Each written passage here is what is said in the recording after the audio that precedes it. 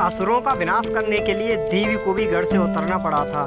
चित्तौड़ के आंगन में एक और लड़ाई होगी जो ना किसी ने देखी होगी और ना सुनी होगी, और वो लड़ाई हम क्षत्राणियाँ लड़ेंगी और यही अलाउद्दीन के जीवन की सबसे बड़ी हार होगी। शर्म लुटा के जीने से बेहतर होती है वीरगति, जब तक थे तन में प्राण, यही कह रही थी रानी पद्मावती। तो राम राम सभी को। आज की वीडियो में हम बात करेंगे महारानी पद्मावती के बारे में। रानी पद्मावती जो सिंघल साम्राज्य के महाराज राजा गंधर्व सेन की पुत्री थी। रानी पद्मावती की माता का नाम रानी चंपावती था और उनके पिता का नाम राजा गंधर्व सेन था। उनका जन्म 13वीं सदी में हुआ था और उनके पति रावल रतन सिंह थे। उन्हें एक तोते से भी लगाव हुआ था जिसका नाम हीरामणि बताया जाता है। रानी पद्मावती के जीवन का उल्लेख करने वाले सबसे पहले व्यक्ति मलिक मोहम्मद जायसी जी हैं। उन्होंने 1540 ईस्वी में अपने पद्मावत महाकाव्य ग्रंथ की रचना की और उसमें महारानी पद्मावती के रूप का बखान किया। राजा गंधर्व सेन उनकी सुरक्षा के लिए काफ़ी सावधान थे। उन्हें पद्मावती का किसी से बात करना भी पसंद नहीं था, जिसके कारण पद्मावती का स्वभाव शांत और सरल था।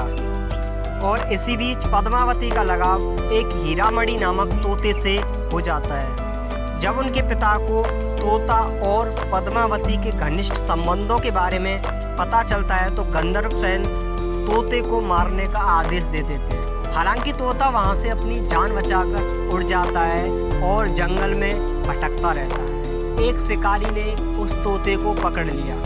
शिकारी ने तोते को पकड़कर एक ब्राह्मण को दे दिया और ब्राह्मण ने वही तोता रावल रतन सिंह को दे दिया। रावल रतन सिंह उस तोते से काफ़ी प्रभावित थे।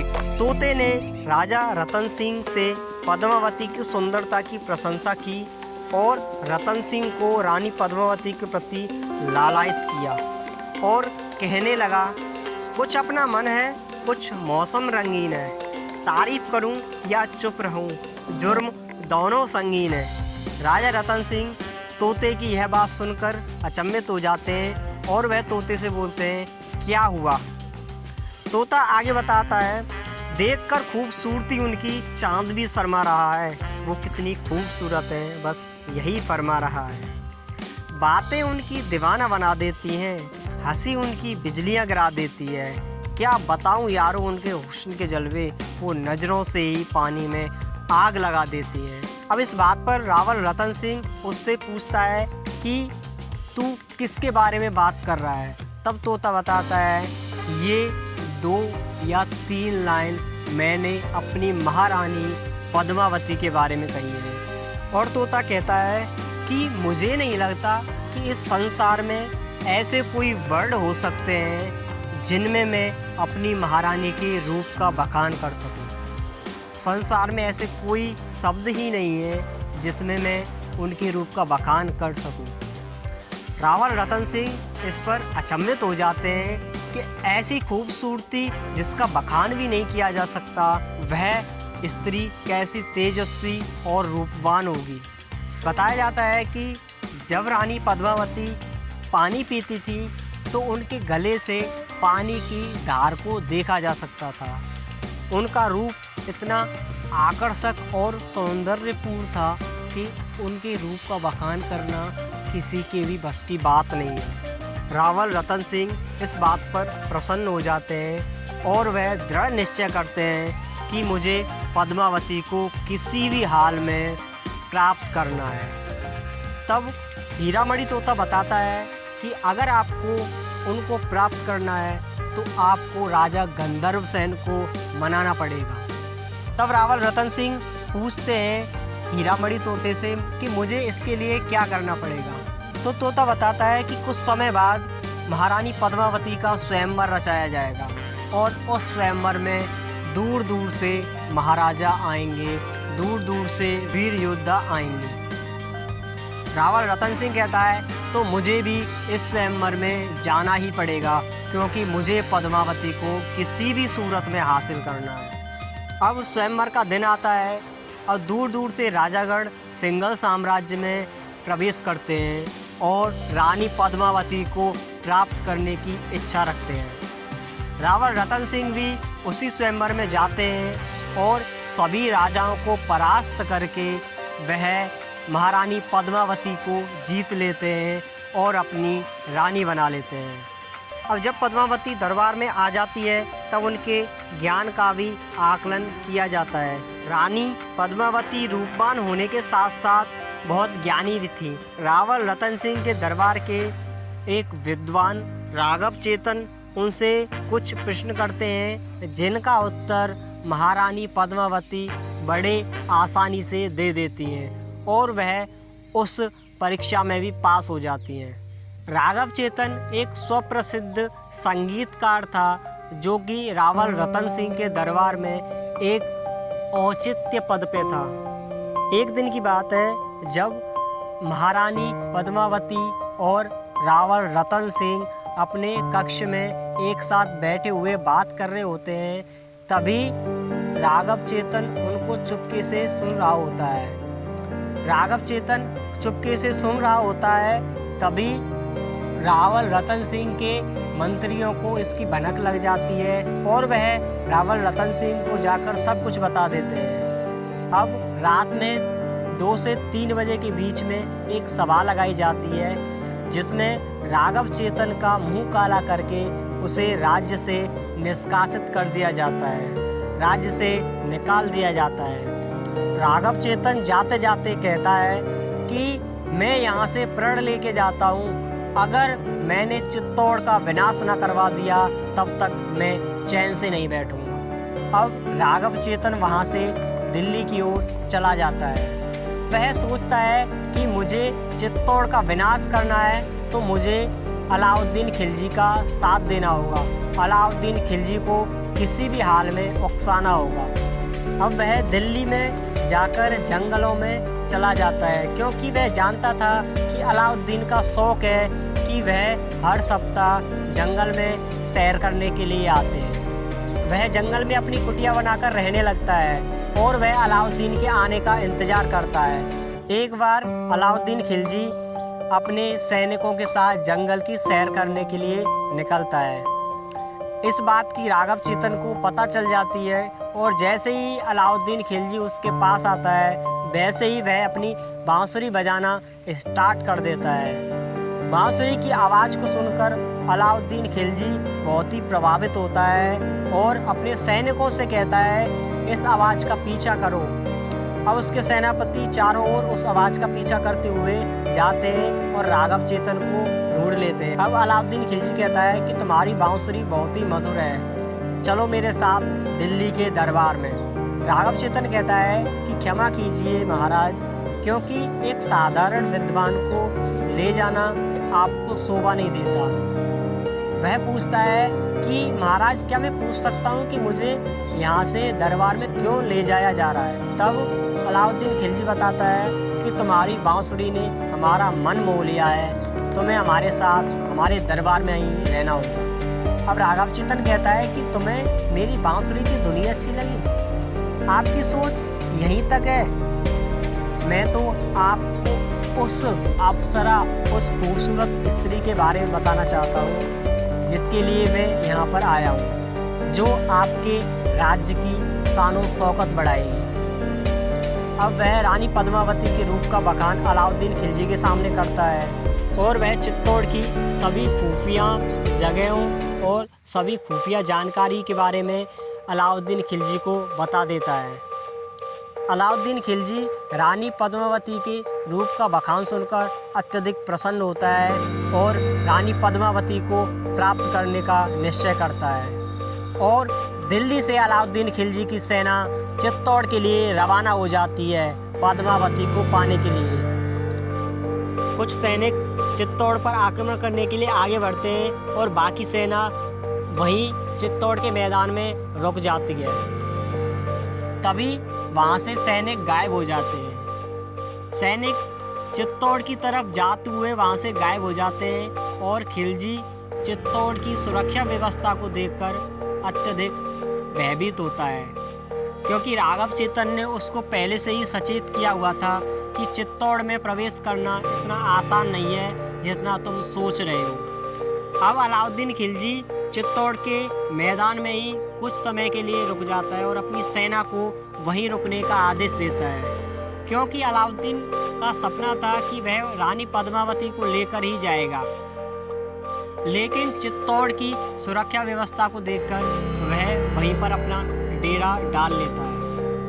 अब अलाउद्दीन खिलजी के दिमाग में एक बात आती है और वह एक संदेश भेजता है और उसमें लिखा होता है कि मैं अलाउद्दीन खिलजी रावल रतन सिंह और उसके सह परिवार से मिलना चाहता हूँ। मैं पद्मावती से भी मिलना चाहता हूँ क्योंकि वह मेरी बहन समान है और उसके रूप की चर्चा बहुत दूर दूर तक है। अब इस सूचना को देखकर रावल रतन सिंह संशय में पड़ जाते हैं कि अपनी बहन का ही रूप का बखान सुनकर इतनी दूर से सेना लेकर वह इस पर संशय जताते हैं और इस संदेश को ठुकराने की बात कहते हैं। तभी रानी पद्मावती कहती है कि कोई बात नहीं, वह मेरी एक झलक देखना चाहता है, देख लेने दो, क्योंकि इसमें चित्तौड़ की भलाई है। अलाउद्दीन खिलजी बहुत ही सन की है और वह अपनी हजारों की सेना को लेकर चित्तौड़ के मैदान में अपना डेरा जमाए हुए हैं। उसके दिमाग में न जाने क्या चल रहा होगा।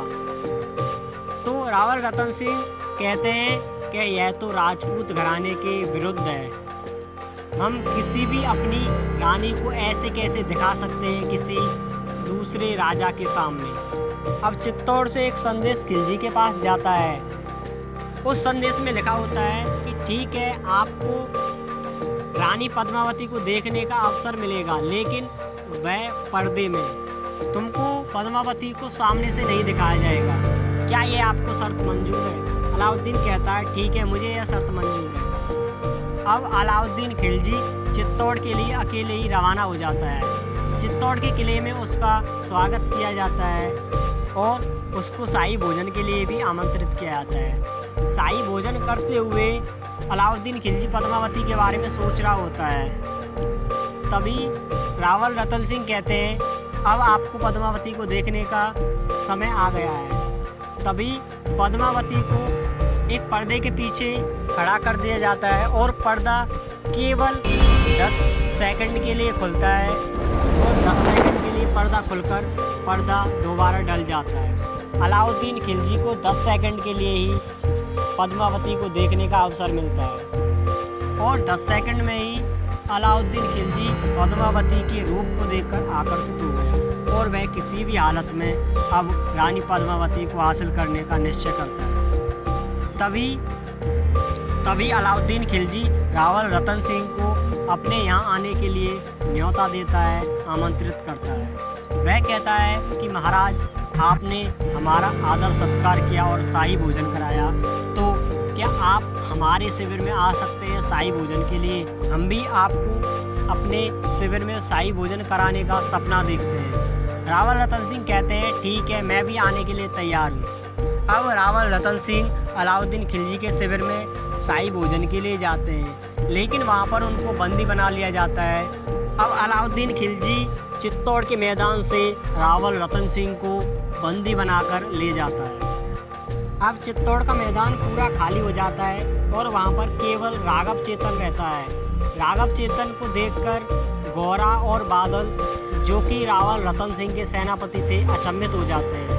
राघव चेतन कहता है कि अगर अपने महाराज को पाना चाहते हो तो आपको पद्मावती को दिल्ली सुल्तान अलाउद्दीन खिलजी के पास भेजना होगा। अब यह बात पद्मावती को पता चलती है तो वह कहती है ठीक है, मैं दिल्ली जाने के लिए तैयार हूँ, लेकिन मेरी भी कुछ शर्त है। अब अलाउद्दीन खिलजी के पास पद्मावती का संदेश जाता है और उसमें पद्मावती अपनी 3 शर्त रखती हैं। अलाउद्दीन खिलजी कहता है कि क्या शर्तें, पढ़कर सुनाओ हमें। अब अलाउद्दीन खिलजी को उन तीनों शर्तों को पढ़कर राघव चेतन सुनाता है और कहता है कि महाराज, इसमें पहली शर्त है कि अगर पद्मावती यहाँ पर आएगी तो सबसे पहले वह रावल रतन सिंह से मिलेगी। अलाउद्दीन खिलजी कहता है ठीक है, मुझे यह शर्त स्वीकार है। राघव चेतन कहता है दूसरी शर्त उनकी यह है कि पद्मावती अकेले नहीं आएंगी, वह अपनी अन्य रानियों के साथ टोली में आएंगी। अलाउद्दीन खिलजी कहता है ठीक है, मुझे यह भी शर्त मंजूर है। अब राघव चेतन तीसरी शर्त सुनाता है और कहता है कि महाराज ये शर्त तो असंभव है। तीसरी शर्त में लिखा है कि आपको राघव चेतन का सिर काटकर चित्तौड़ में भेजना होगा। अलाउद्दीन कहता है मुझे यह भी शर्त मंजूर है। राघव चेतन अचंभित हो जाता है और डर के मारे अलाउद्दीन खिलजी के पैरों में गिर जाता है। तभी उसकी नार को काटकर चित्तौड़ के लिए भेज दिया जाता है। अब शर्त के अनुसार रानी पद्मावती दिल्ली के लिए अपनी टोली में बैठती हैं और उनके साथ हजारों टोलियों का काफिला चलता है, लेकिन उनमें कोई भी रानी नहीं होती है। उनमें चित्तौड़ के सैनिक बैठे हुए होते हैं। अब रानी का काफिला दिल्ली के लिए रवाना हो जाता है। दिल्ली में पहुंचते ही सबसे पहले रानी पद्मावती रावल रतन सिंह से मिलती है और वहां से रावल रतन सिंह को छुड़ाकर ले आती है। वहां पर रावल रतन सिंह के वीर सेनापति गौरा को शहीदी प्राप्त होती है और बादल और रावल रतन सिंह वहां से रानी के साथ अपने दरबार में आ जाते हैं। अब इससे अलाउद्दीन खिलजी बहुत ही क्रोधित होता है और अपनी सेना के साथ दोबारा चित्तौड़ के मैदान में आता है और चित्तौड़ के मैदान में रावल रतन सिंह अलाउद्दीन के बीच लड़ाई होती है, जिसमें रावल रतन सिंह शहीद हो जाते हैं। यह बात महारानी पद्मावती को पता चलती है। अब वह कहते हैं कि हमारी जान बचाने के लिए हमारे वीर योद्धा सभी शहीद हो गए हैं और अब अलाउद्दीन की सेना और अलाउद्दीन चित्तौड़ के किले में आएंगे और हमसे दरिंदगी करेंगे। इससे अच्छा है कि हम जौहर कर लें। सभी रानियां पद्मावती की यह बात सुनकर सहमत हो जाती हैं और कहती है हाँ, यही हमारे लिए एक रास्ता है। अब पद्मावती और 16,000 अन्य रानियां पद्मावती के साथ जौहर करने के लिए तैयार हो जाती हैं। जौहर क्या होता है? जौहर होता है कि एक अग्नि कुंड बनाया जाता है जिसमें अग्नि लगाई जाती है और उस अग्नि में कूदकर रानी पद्मावती और 16,000 अन्य रानियां उसमें दफन हो जाती हैं। अलाउद्दीन खिलजी को खाली चित्तौड़ प्राप्त होता है और रानी पद्मावती को प्राप्त करने का सपना उसका सपना ही रह जाता है। तो यह कहानी थी रानी पद्मावती और रावल रतन सिंह की। हमारे इतिहास में ऐसी ऐसी वीरांगनाएं और ऐसे ऐसे वीर सपूत पैदा हुए हैं जिनका इतिहास सुनाकर हमें बहुत ही गर्व महसूस होता है। और अगर आपको इसी तरीक़ा की कहानी सुनना पसंद है तो हमारे चैनल को सब्सक्राइब करें और लाइक करें और इस वीडियो को ज़्यादा से ज़्यादा शेयर करें, क्योंकि मैं चाहता हूँ कि हमारे इतिहास के बारे में हर भारतीय को पता चले। और इस वीडियो को शेयर करने के लिए आपको सोचने की भी ज़रूरत नहीं है। तो इस वीडियो को ज़्यादा से ज़्यादा शेयर करें और लाइक करें और चैनल को सब्सक्राइब करें, क्योंकि हम आपके लिए ऐसी ही वीडियो लाते रहेंगे और अपने वीर और वीरांगनाओं के बारे में बताते रहेंगे। रानी पद्मावती कहती हैं कि शर्म लुटाकर जीने से बेहतर होती है वीर गति, जब तक थे तन में प्राण, यही कह रही थी रानी पद्मावती। तो नमस्ते, राम राम, जय श्री कृष्ण।